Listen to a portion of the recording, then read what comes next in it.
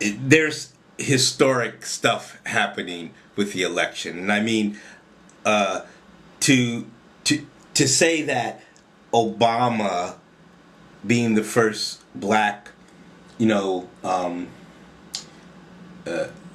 presidential nominee or running or possibly first black president isn't a significant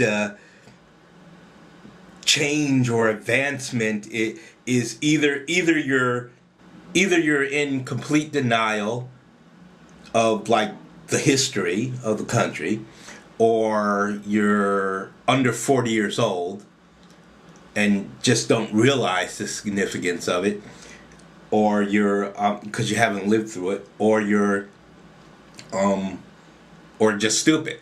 I mean, it is. Now shut up. I'm not saying that because he's black he should be the president. I'm saying that it's a significant indication of how things have changed. Matter of fact, I was doing a crossword puzzle earlier, and one of the questions was this question about Bill Cosby, and the answer was I Spy, the show that he did 60. Now, I was 11 years old when I Spy came on the air, and that was the first time that there was a black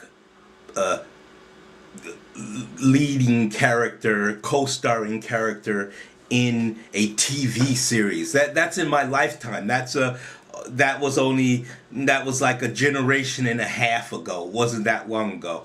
And there were stations in America that wouldn't pick up the show because how dare they have a black co-star. It was like an outrageous thing.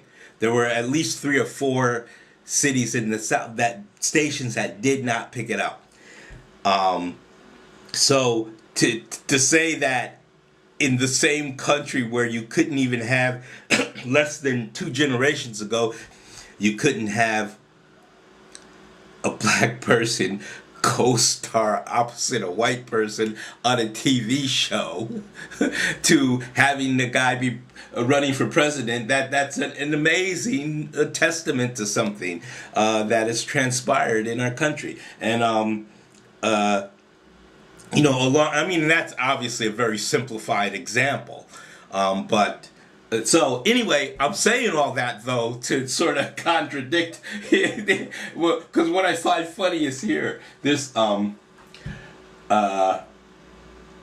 with African American candidate Barack Obama, who's of mixed African and Caucasian percentage, as the Democratic nominee for president, and John McCain's selection of female Alaska Governor Sarah Palin as the Republican Party nominee for vice president, the eventual winning ticket is very likely to have a historic context, as either the first African American will be elected president along with the first Roman Catholic, Joe Biden, as vice president, or the oldest first-term president will be elected with the first woman vice president.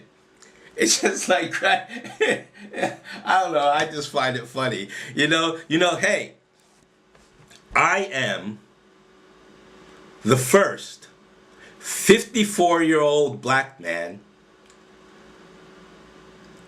who is American living in London